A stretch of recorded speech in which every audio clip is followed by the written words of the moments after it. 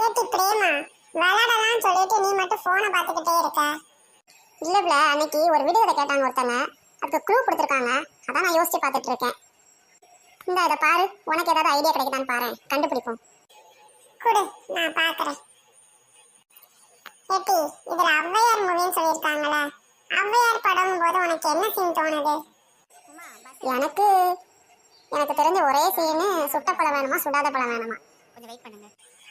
அப்ப அதுதான் ஒருவேளை ஆன்சரா இருக்குமோ? நீ அந்த விடுகதை வரைக்கும் சொல்லு பாப்போம்.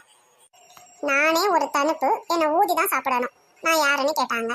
அப்போ நவாப்பழமா இருக்குமோ? ஆமா, கரெக்டா கண்டுபிடிச்சிட்டேன்.